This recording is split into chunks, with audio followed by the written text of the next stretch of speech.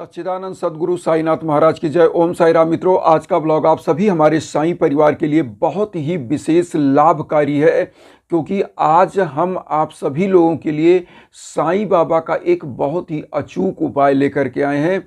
इस उपाय को करिएगा और जो आपके जीवन में सबसे बुरा वक्त चल रहा हो या आपके जीवन में सबसे खराब दौर चल रहा हो, तो आपको अपने धैर्य पर टिके रहना है। क्योंकि गोस्वामी तुलसीदास जी ने लिखा है कि धीरज धर्म मित्र अर नारी आपत्ति काल परखी हैं चारी। मतलब धीरज, धैर्य, धर्म और मित्र की परीक्षा इसी आपत्ति काल में होती है।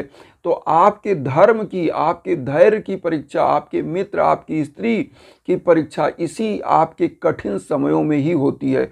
और जो व्यक्ति इस कठिन समय में अपने आप को हार मान लेता है, वो कभी आगे नहीं बढ़ पाता। इसलिए कठिन समयों में आप कभी भी उठा लीजिए, इतिहास उठा लीजिए कि जो भी आगे बढ़ा है वह संघर्ष करके आगे बढ़ा है। उन कठिन परिस्थितियों को पीछे छोड़ करके और सफलता का मार्ग लिखा है, सफलता का मार्ग प्रशस्त किया है अपने मादे से, अपनी शक्ति से, अपने बल से, अपने दिमाग से।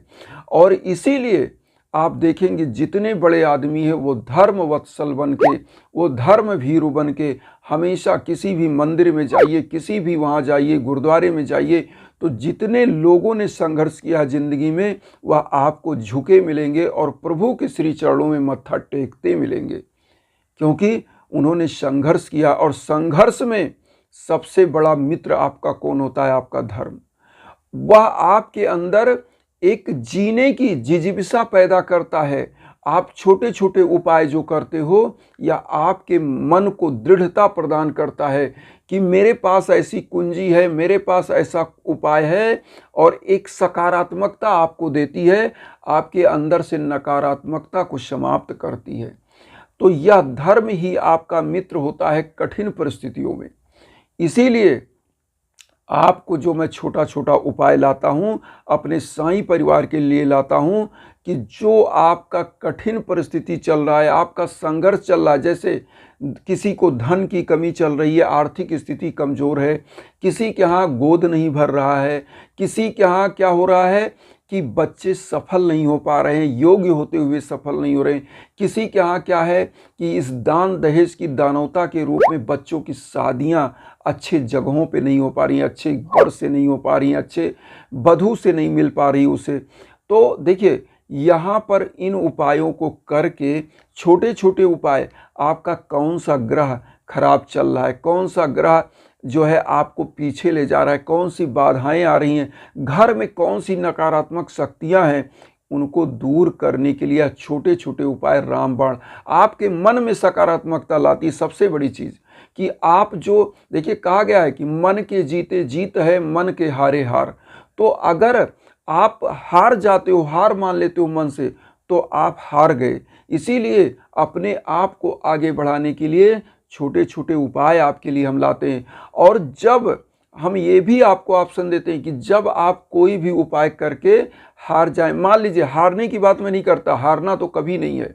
आप जब छोटे छोटे उपाय करके सक्सेस ना हो, सफल ना हो, आपकी मनोकामनाएं ना पूरी हों, वैसे जस की तस आपकी चीज़ें बनी हुई हों, मैं इसीलिए इंस्टाग्राम का लिंक आप लोगों को देता हूं कि आप लोग, कोई भी दिक्कत है, यज्ञ हवन पूजन, मैं बार बार बताता हूँ, वेदों में वर्णित है।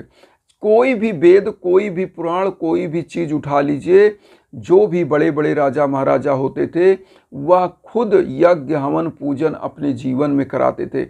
राजा दशरथ जी ने श्रृंगी ऋषि को बुला करके हवन कराया जब उनको संतान नहीं हो रही थी। आखिर वो राजा थे, एक ऐसे राजा थे जिनके इतने दिव्य चमत्कारी पुरुष हुए, उनके औलाद हुए, तो आखिर उन्होंने यज्ञ हवन कराया, राजा थे।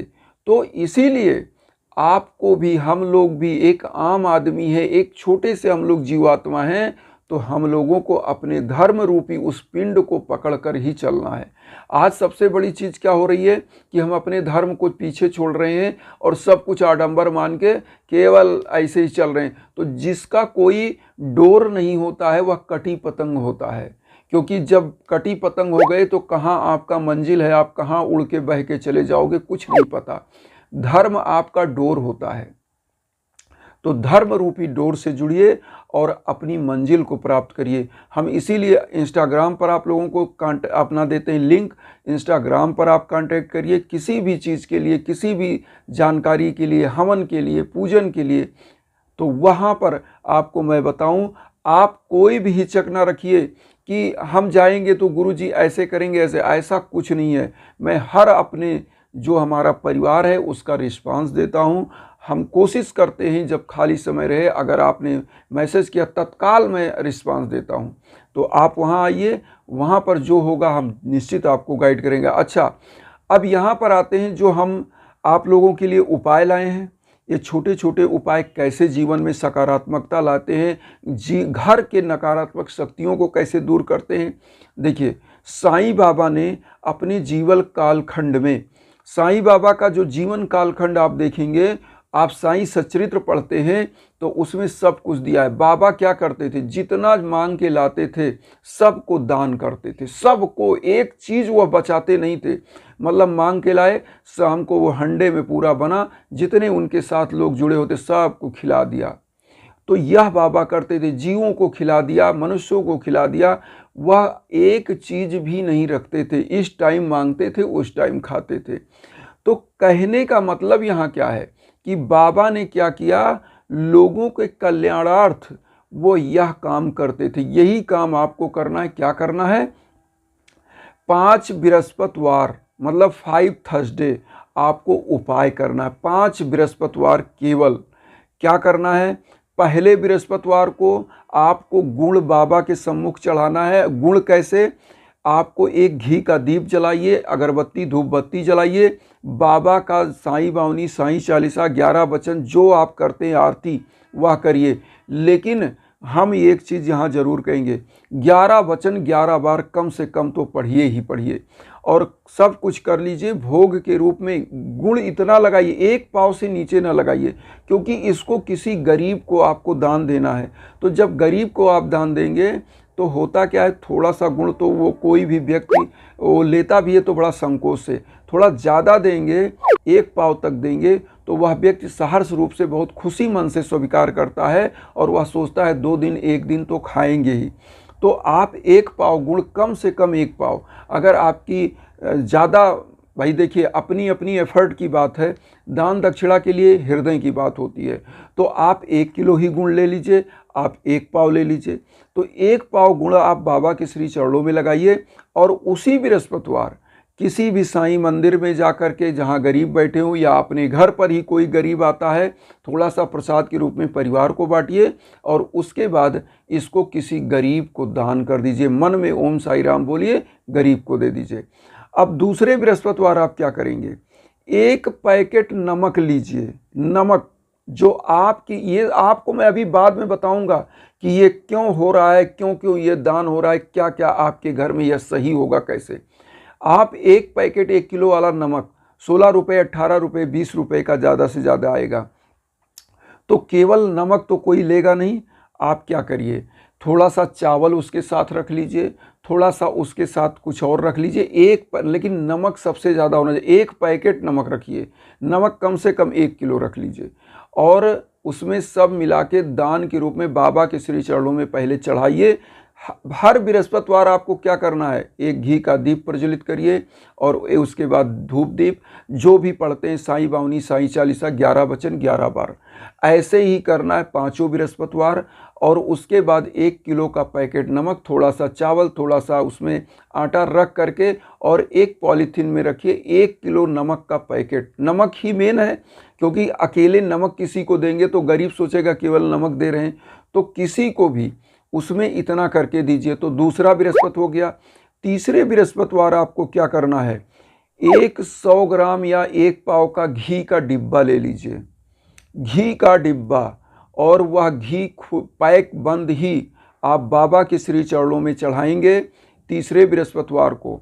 और इसको क्या करेंगे, वही धूप बत्ती, अगरबत्ती, साईं बावनी, साईं चालीसा, 11 वचन 11 बार, इसको आप दान कर देंगे किसी गरीब को।